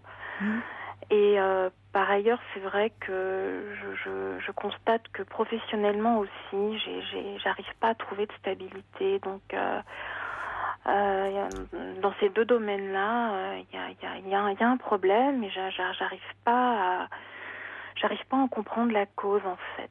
Et j'aimerais bien pouvoir régler tout ça. J'aimerais me poser quelque part. J'aimerais me plaire dans un travail. Et j'y arrive pas. J'ai l'impression qu'il y a toujours une espèce de fuite en avant, quoi. Ouais. Donc vous finissez dans votre travail par donner votre démission ? Alors, en fait, je change de mon... Oui, ça m'est arrivé, mais il se trouve que là, je suis stabilisée depuis... ça fait 6 ans maintenant, parce que j'ai passé un concours, donc je suis fonctionnaire, là. Donc là, je suis un peu sur des rails. Ah oui. Mais avec l'envie de changer, ça y est, au bout de 5 ans, ça revient. Et, donc, j'envisage pas de démissionner de la fonction publique, parce que ce serait un peu risqué. Mais d'aller voir dans un autre ministère, par exemple. Et qu'est-ce qui vous a fait passer ce concours, en sachant que là, effectivement, il y avait une stabilité. C'était cette recherche de stabilité qui vous a amené à passer ce concours ? Oui, j'en avais un peu assez d'envoyer des CV, ça marchait pas, et du coup, je me suis attelée à un concours pendant 1 an, et voilà, je l'ai eu. Quelle était votre formation initiale ? J'ai une formation littéraire, donc c'est vrai que c'était pas facile non plus, par rapport aux autres qui ont fait les écoles de commerce ou ce genre de choses, de trouver du travail. Les autres, ce sont vos frères et sœurs ? Oui, puis mes amis aussi. J'ai des amis qui ont fait de diverses écoles, ou du droit, donc c'était peut-être un peu plus facile. Mais là, avec ma formation... Qu'est-ce que vous souhaitiez faire, vous, justement moi, j'ai toujours un goût pour tout ce qui est rédactionnel. Donc, c'est vrai que j'ai un peu loupé ce coche-là, et j'aimerais pouvoir le retrouver là dans un autre métier. Et quand vous dites rédactionnel, c'est-à-dire travailler par exemple, la correction, ça m'aurait plu, ça, être secrétaire de rédaction dans la presse, ou ce genre de choses. Oui, tout ce qui touche à l'écrit. En fait. Vous avez tenté là ? Vous avez fait des démarches ?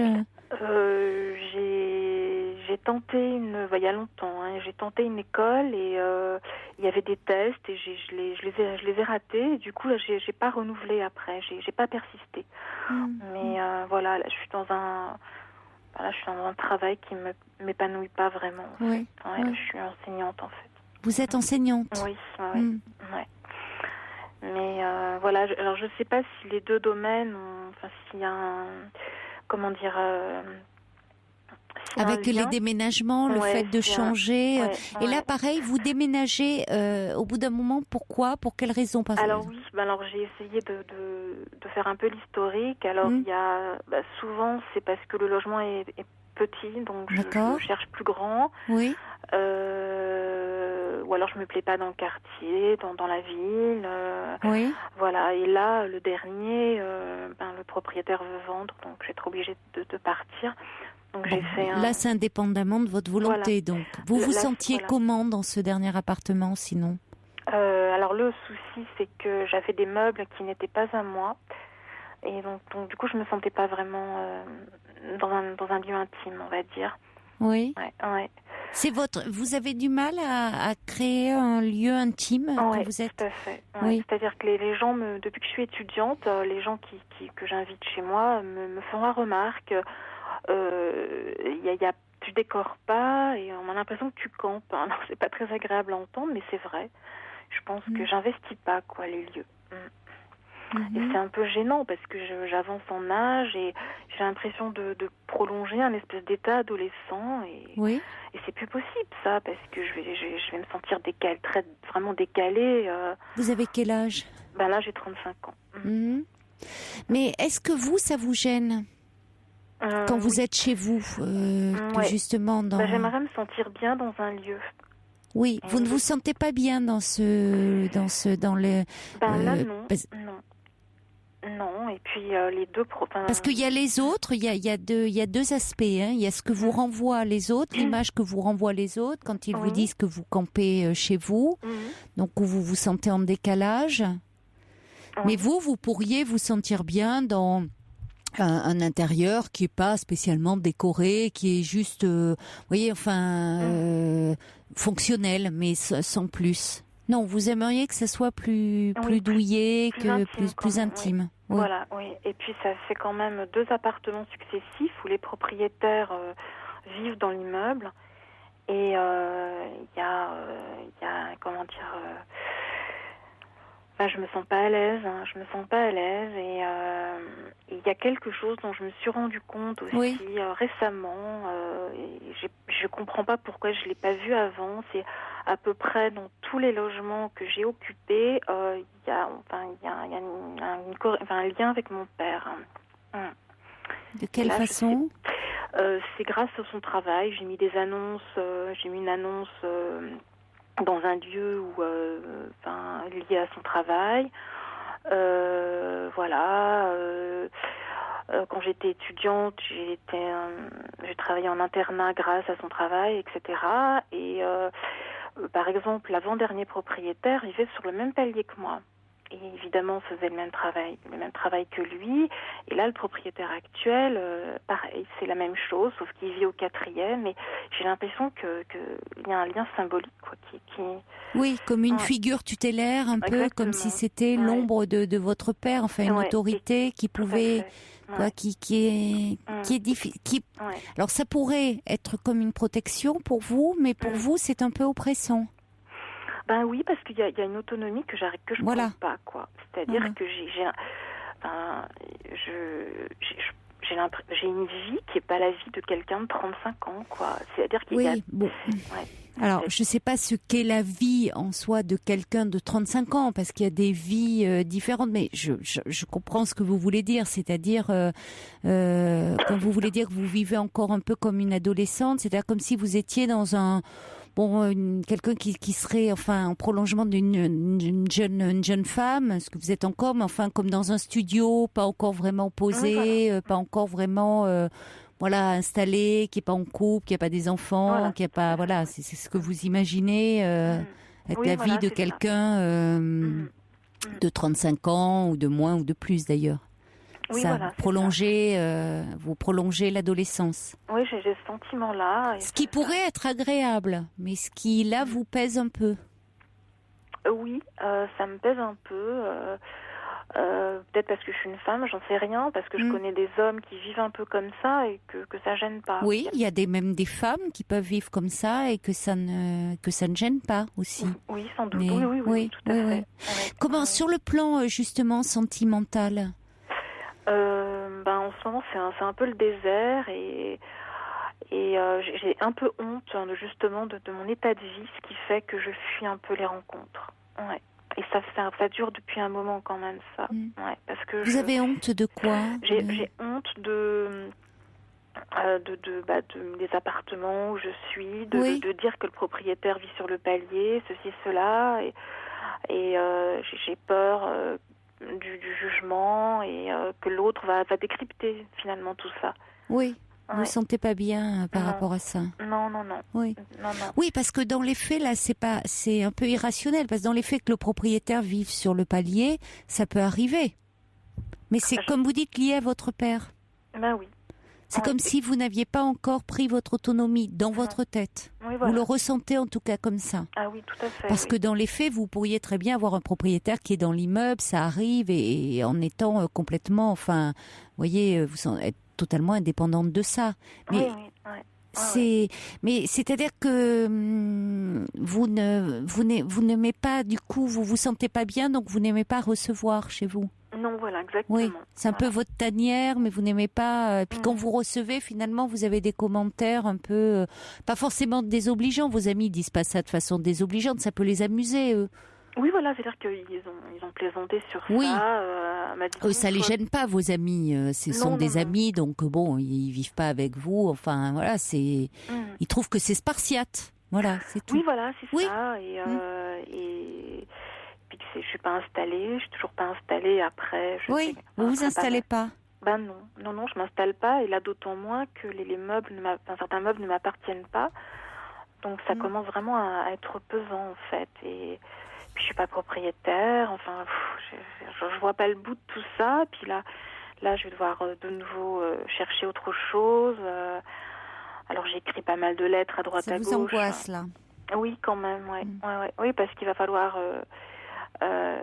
quitter les lieux, et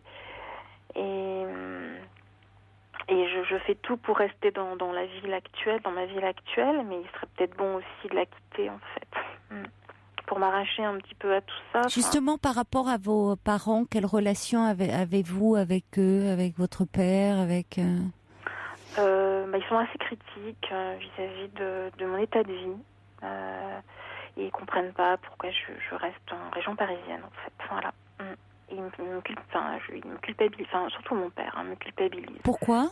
Parce que finalement cette vie compliquée, je la subis. Et... Ils sont en province, eux? Oui. D'accord. Et que du coup, je pourrais vivre beaucoup mieux en province, mais le problème, c'est que j'arrive pas à sauter le pas, parce que en plus, c'est un peu compliqué dans ma situation, parce que j'ai pas ça marche par points, les mutations. Et j'ai pas un barème très très élevé, et ce qui veut dire que les mutations sont assez aléatoires géographiquement. Donc c'est vrai que j'ai peur de retourner en province. J'ai peur de Oui, ça. parce que est-ce que c'était un choix quand même de venir à Paris?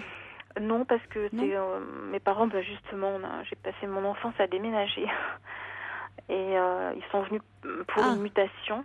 Oui. Et donc là, j'étais étudiante et j'y suis restée après, en fait. Donc, si vous voulez, c'est une sorte de... un état de fait que j'ai... Donc là, j'ai pas cherché à partir, quoi. Le hasard a fait les choses ainsi, et j'ai pas... Je me suis pas dit tentons autre chose, tentons l'étranger, tentons une autre ville de province. Voilà, donc j'y ai songé, mais là il y a une espèce de force d'inertie, quoi. Oui. Bon, j'ai des amis aussi, donc c'est vrai qu'après... Oui, vous êtes en plein questionnement par rapport à votre vie, à votre vie personnelle, avec... oui, c'est comme une crise, en fait. Comme si tout était... rien ne pouvait... Oui, vous êtes dans une crise un peu, on pourrait dire, existentielle, sur un moment que vous voulez... tourner, avancer, mais vous ne savez pas quel sens ça peut prendre. Alors c'est vrai que dans cette instabilité que vous décrivez, c'est comme si vous n'arriviez pas à vous poser, à trouver votre place, à vous donner une place aussi. Oui, tout à fait, oui. Vous voyez, je ne sais pas quelle place aviez-vous au sein de votre famille? L'aînée. J'étais l'aînée, d'accord. Et... lorsque je compare avec mes frères et sœurs, leur vie est quand même nettement moins compliquée, comme s'il y avait une errance que je subissais, quoi. C'est à côté, ils font des choix, des choix professionnels dans lesquels ils rencontrent leurs compagnons, etc. Et moi, j'ai l'impression d'adhérer, quoi. Mais vous avez beaucoup déménagé aussi, enfant. Oui. C'est vrai que vous avez été dans une forme aussi comme ça, ce que vous décrivez vous comme une errance, donc avec tout ce côté un peu angoissant, quand même, on sent bien. Voilà, aujourd'hui. Mais peut-être vous avez déménagé entre quel âge et quel âge, dans l'enfance, dans l'adolescence? Oui, ça a commencé dès l'enfance. Oui, dès l'enfance, dès la petite enfance en fait. Oui. Et je me souviens particulièrement d'un endroit qui représentait comme un espèce de petit paradis, et ça a été terrible de quitter cet endroit. J'avais 11 ans. Vous aviez 11 ans, ça a été terrible. Et pourquoi c'était un petit paradis? Parce que je m'étais fait des copines, des copains, j'aimais la campagne, enfin je sais pas, c'était comme une espèce d'Éden, de petit Éden quoi. Oui, oui. Et après j'ai pas aimé la ville où on a emménagé, puis oui. Puis après dès que je suis arrivée en région parisienne, j'ai trouvé que c'était hostile et oui. Oui. Et j'ai eu beaucoup de mal à m'y faire et aujourd'hui, bon, j'ai des amis, donc je m'y sens pas étrangère, mais oui, j'ai l'impression d'être... Enfin, c'est pas facile, en fait. J'ai l'impression que je suis un peu là je suis un peu dans tous les lieux que je traverse, je suis un peu là par hasard, quoi. Ouais. Et oui, c'est pour ça que vous changez, vous essayez de retrouver plutôt quelque chose comme si vous aviez votre place nulle part, quoi. Ouais, c'est-à-dire que vous ne pouvez pas vous ancrer quelque part dans un lieu dans lequel vous vous sentez bien, qui soit sécurisant pour vous. Et c'est ce que vous recherchez, en fait. Ah oui. Ouais. Finalement, et alors de là tout en dépend, parce que en même temps vous dites, vous voyez, vous dites ben non, je peux pas rencontrer quelqu'un, c'est compliqué, je peux pas l'amener dans cet endroit-là. Alors qu'en fait, bon, il faudrait peut-être prendre un peu le problème à l'envers, c'est-à-dire qu'actuellement dans votre vie, vous vous posez beaucoup de questions. Il y a certainement beaucoup de choses qui sont liées à votre histoire et à l'enfance que vous avez eue, qui n'est pas la même que celle de vos frères et sœurs. Forcément, vous n'avez pas vécu aussi les déménagements de la même façon. Certainement, ces déménagements successifs. Et peut-être aussi, comme vous dites, quand vous avez quitté ce petit paradis, là, cette séparation, cette séparation, vous finalement, ce que vos parents vous reprochent, paradoxalement, c'est ce qu'ils ont fait eux aussi, déménager beaucoup. Ce qui est quand même quelque part paradoxal. Oui, et je pense que je dois en vouloir à mon père de nous avoir imposé cette violence, que je trouve que c'est une violence aussi. Le fait de passer de lieu, de quitter un lieu pour un autre. Ouais. Ben, ça peut être perturbant parce que si vous voulez, on sait bien que la maison, c'est pas seulement un toit et de la chaleur, hein, c'est une enveloppe, quoi. L'endroit où on habite, c'est vraiment un contenant, c'est ce qui donne un sentiment de sécurité. Donc en quittant comme ça, c'est vous quittez aussi évidemment cet endroit que vous aimez, qui vous sécurise, et puis aussi tous les attachements que vous avez, les amitiés que vous aviez nouées avec des personnes que qui étaient très importantes pour vous et que vous ne revoyez plus. Oui, tout à fait. Donc c'est des séparations qui, bon, ben pour certains enfants, pour certaines personnes, ça peut être douloureux. En tout cas, c'est ce que vous revivez. Alors, il y a quelque chose à travers ça que vous traduisez dans votre vie actuellement. Oui. Donc, ça vaudrait la peine d'aller en parler.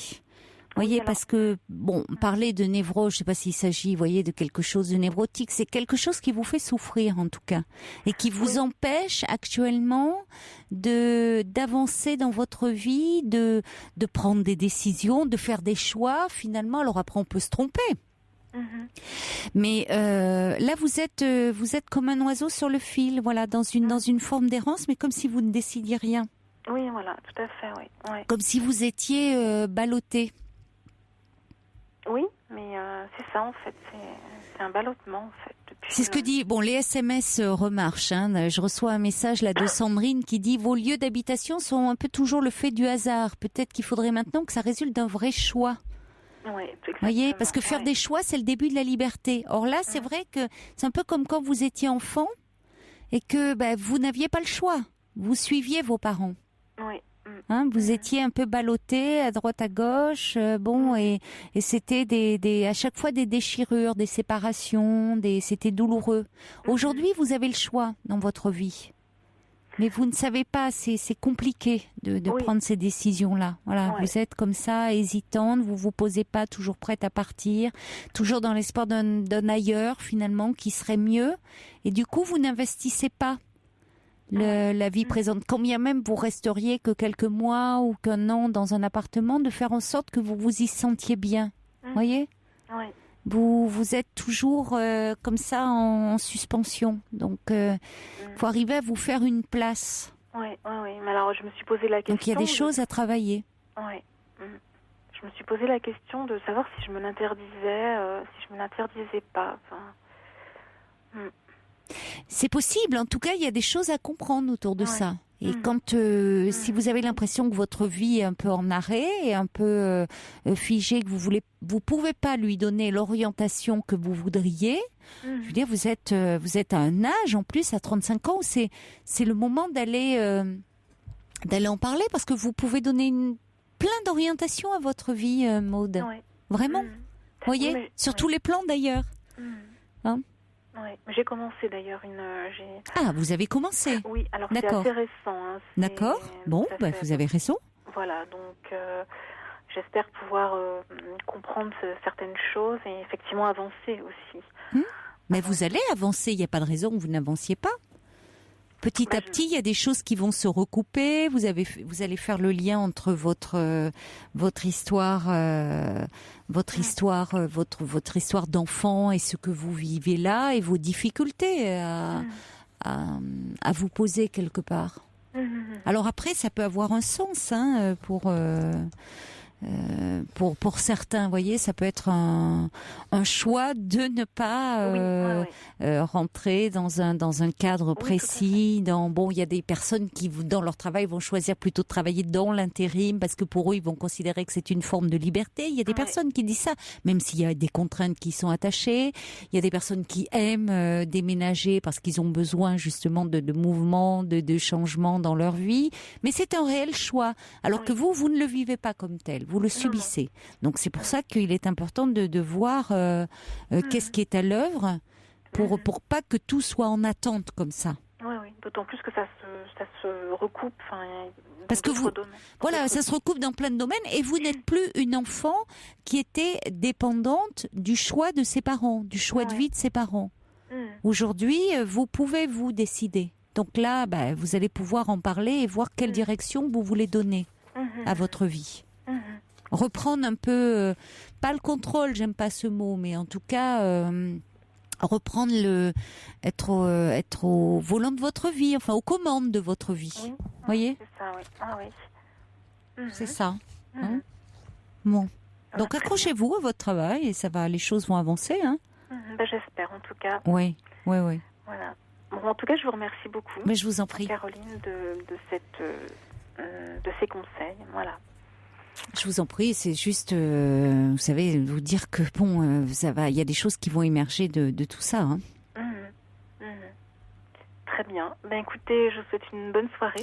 Merci, vous aussi, Maude. Merci. Et bon courage alors pour le prochain logement. Choisissez-le bien quand même. Essayez de trouver un endroit dans lequel vous vous sentez bien, au moins que vous ayez un coup de cœur quand même. C'est important pour la suite quand même, trouver un endroit. Oui. Quand même, prenez votre temps. Bon courage, au revoir, Maude. Merci Caroline, bonsoir. Alors les messages reviennent et à propos de Leslie qui faisait de l'espagnol comme ça sans arrêt, Sergio me dit oui, c'est un peu comme vous avec l'anglais, vous êtes complètement dépendante de l'anglais. Of course mon cher Sergio, ça s'entend d'ailleurs. Et puis un message de Jean-Pierre qui revient sur le témoignage de Maude qui avait du mal à se stabiliser dans sa vie, qui disait que elle déménageait souvent, que sur le plan professionnel aussi, elle s'ennuyait très vite. Jean-Pierre dit j'ai déménagé 27 fois en 45 ans. Lorsqu'on me demandait pourquoi, je répondais que c'était ma façon à moi de voyager. Alors, c'est ça, quand c'est un choix et que c'est bien assumé, bien vécu, il y a pas de problème. Mais là, dans le cas de Maude, c'est quelque chose qui commençait à lui peser, l'impression de ne pas avancer. Paradoxalement, elle n'arrêtait pas de changer, mais finalement de faire du surplace dans sa vie. Et puis une pensée pour tous ceux qui font front là actuellement contre l'ouragan Sandy aux États-Unis, parce que je reçois un mail de Marie qui me dit: je vous écoute en direct de New York où la tempête fait rage alors que l'ouragan est pourtant encore loin, nulle part où aller car l'île de Manhattan est désormais impossible à quitter. On pense bien à vous et on espère que tout se passera pour le mieux pour vous. On va accueillir maintenant Stéphanie. Bonsoir. Bonsoir Stéphanie. Oui. Excusez-moi, je suis un petit peu impressionnée. Alors vous êtes depuis un an, je vais vous aider un petit peu, depuis un an dans une nouvelle région. Voilà. Et donc, vous êtes partie pour le travail, c'est ça, dans cette région puisque vous avez des anciens collègues qui doivent venir vous voir. Voilà, c'est ça. Oui, donc en fait, je suis partie, entre autres, pour, entre guillemets, on va dire, échapper à quelqu'un. C'est-à-dire que je venais de vivre une histoire assez pénible, en fait, qui s'est mal terminée. Voilà. Et j'avais, on va dire, un petit peu renoncé à l'amour, quoi, en fait, parce que je n'y crois plus vraiment. Voilà, donc là, je suis installée, j'ai un appartement, un travail, hein, tout va bien. Et j'ai donc 2 amis qui doivent venir me rendre visite dans quelques temps, donc pendant quelques jours. Oui. Et il se trouve que une de ces personnes, donc, m'a dit que je n'y étais pas indifférente, en fait, qu'il avait des sentiments pour moi, qu'il voulait m'en parler, mais sachant que j'allais partir, il a renoncé, en fait. Voilà. Donc il vous l'a dit depuis que vous êtes installée là? Oui, là, il y a quelques jours, puisque le moment où ils vont venir approche. Oui. Donc voilà, donc il m'en a parlé. Moi, je m'y attendais vraiment pas du tout. Il ne vous plaît pas, lui? Si, enfin, je l'envisageais pas comme ça. Enfin, c'est-à-dire, je le trouve charmant, on s'entendait très bien. Mais c'est vrai que comme j'avais renoncé à tout ça, ça m'a perturbée. Renoncer à l'amour? Enfin... Vous étiez déçue, en tout cas, de cette... fortement très déçue, au point de changer de région, au point de... Vous étiez meurtrie par une histoire. Mais j'ai pas eu beaucoup de chance de ce côté-là, en fait. Bon. Mais ça peut tourner, la chance, hein. Ouais.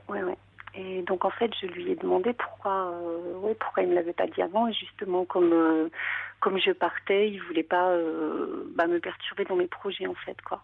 Oui. Donc, je lui ai bien fait comprendre que j'avais trouvé ça dommage. Et je pensais qu'il allait un petit peu rebondir là-dessus, mais pas du tout, en fait. Donc, donc je me demande, quand ils vont venir me rendre visite, comment réagir. Est-ce qu'il faut en reparler avec lui ou est-ce qu'il faut laisser ça peut-être que lui va vous en reparler. Déjà, c'est pas anodin qu'il vienne vous voir, mais il vient vous voir avec qui? Avec une femme, un homme? Avec cette collègue, oui, voilà. En fait, on est devenus amis. Mais elle est au courant, elle, parce que déjà, il sera moins... Tout à fait, voilà. Alors, parce que sinon, il serait peut-être pas très à l'aise pour en parler, parce que vous allez être 3, là. C'est pas la situation idéale pour parler. Non. Mais en fait, elle risque de se sentir un peu en trop, elle. Je sais pas. Ça va être assez spécial. C'est-à-dire que lui se confie à elle, et moi, je me confie à elle. Ah oui, d'accord. Bon. Donc, voilà, c'est ça. Et, mais pourquoi elle ne vous laisse pas tous les deux, alors? Pourquoi elle lui dit pas? Elle aurait dû lui dire, vas-y. C'est-à-dire qu'on ne s'est pas vus tous les 3 depuis longtemps, donc j'ai envie de la voir également, mais elle a proposé de nous laisser quelques... Oui, je la comprends, parce qu'elle va se dire, si puisqu'elle est au courant que finalement il vous plaît également, que lui vous a dit clairement que vous lui plaisiez, elle va se demander un peu ce qu'elle va venir faire au milieu, hein. Bon. Mais mon questionnement, oui, c'était ça, c'était que, en fait, c'est assez bouleversant, parce que moi, j'ai vraiment peur parce que à chaque fois, les histoires au début sont toujours jolies, c'est toujours beau, et puis après, je sais pas, j'y crois plus trop, en fait. Ah oui, mais ça, si vous abordez effectivement une nouvelle histoire avec un état d'esprit assez pessimiste, vous lui donnez pas toutes les chances. vous verrez bien comment n'attendez pas trop non plus. C'est-à-dire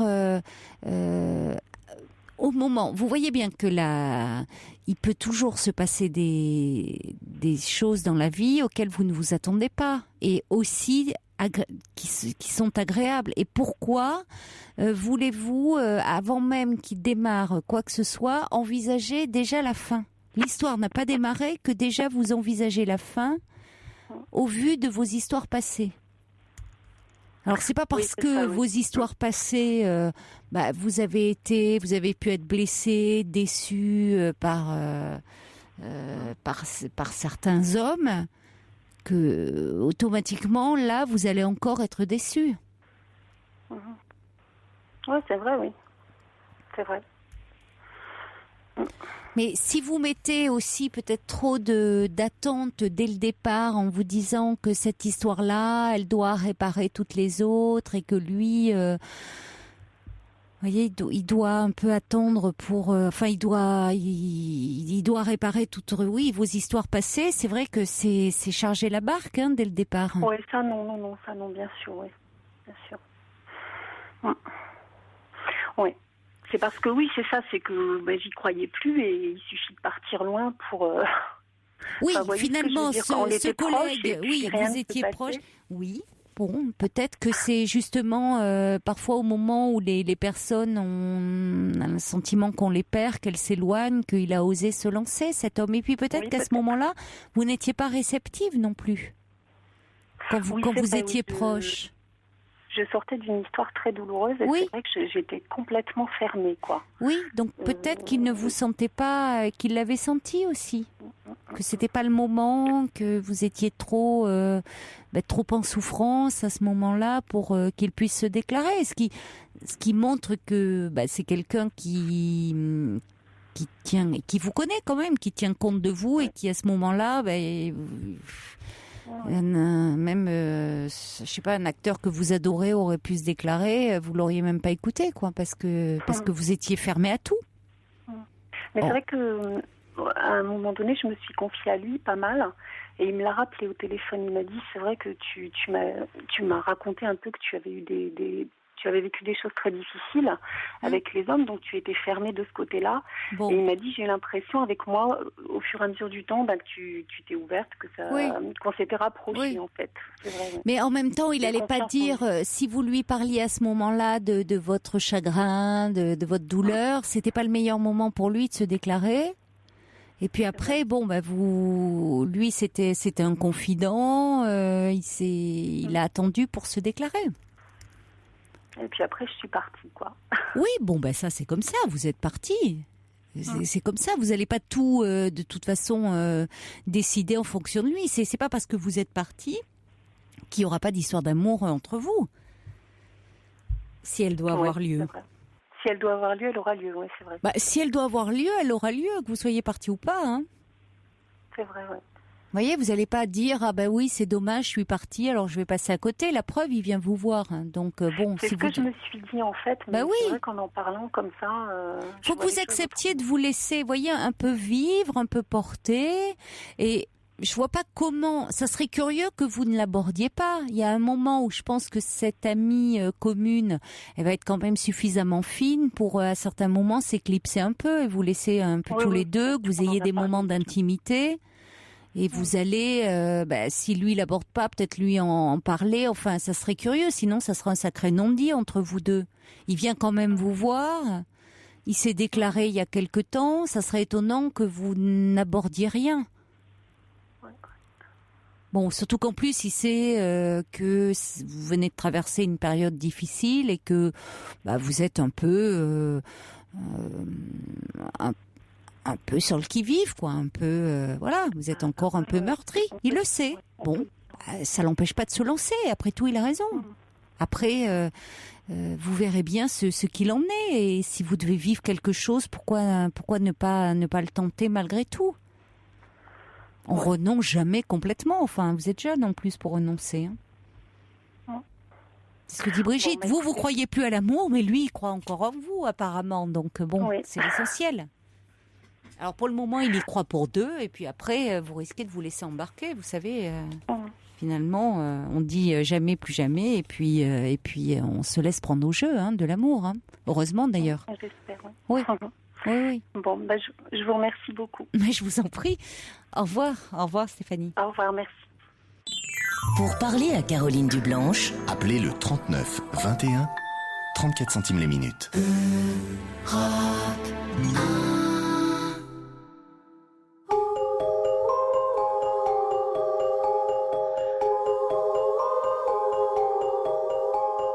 Une petite cantate du bout des doigts. Belle reprise de Daphné, une petite cantate.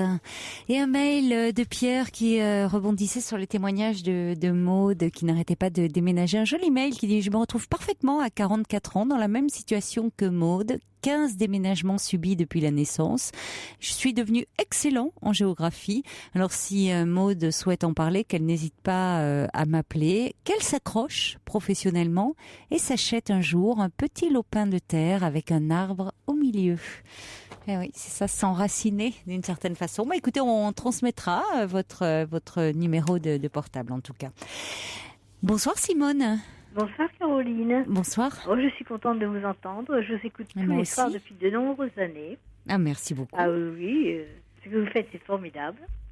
Il y en a vraiment qui ont des gros problèmes. Oui. Moi, vous voyez, ça m'étonne un petit peu. Il y en a certains qui,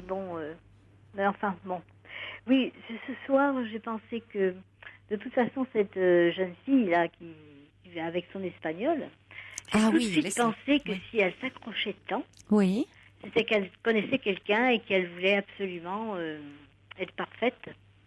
Oui. Mais quand j'ai entendu que c'était un policier, car moi j'étais mariée avec un policier. Enfin, elle espère rencontrer un garçon espagnol et policier. Voilà, parce que l'image, le symbole du policier représente la sécurité pour elle. Oui, vous disiez vous savez, c'est très difficile d'être la femme d'un policier. Croyez-moi. J'ai passé j'ai 80 ans. Oui. J'ai connu mon mari, j'avais 19 ans. Oui. Et mon papa n'a pas voulu que je me marie. Il m'a dit, je ne veux pas, parce que c'était 18 ans la majorité. Maintenant, c'est 21 ans. Oui. Et là, il m'a dit, de toute façon, tu attendras tes 21 ans. Parce que je voudrais que tu réfléchisses un petit peu. Je te connais trop bien. Tu n'aimes pas être toute seule. Et là, tu vas vraiment te sentir vraiment seule. Tu peux venir toujours chez nous, bien entendu. Oui. Mais enfin, pour toi, ça va être difficile. Et effectivement, j'avais un mari qui était tout le temps parti. Il était officier d'une brigade d'intervention. Oui. Et il était tout le temps parti. Et c'était toujours à fond et tout de suite. Et il partait toujours dans la nuit à 2h du matin. Vous faisiez du souci pour lui? Vous aviez peur? Oui, quand même. Ah oui, bien sûr. Oui. Oui. Donc non seulement vous étiez seule, souvent il partait comme ça en intervention en plein milieu de la nuit. Oui. Et puis en plus il y avait de l'inquiétude. Est-ce qu'il va revenir? Dans quel état? Voilà. Et puis il y a eu l'Algérie. Mais il est parti 7 fois. Combien? 7 fois. 7 fois? Eh oui.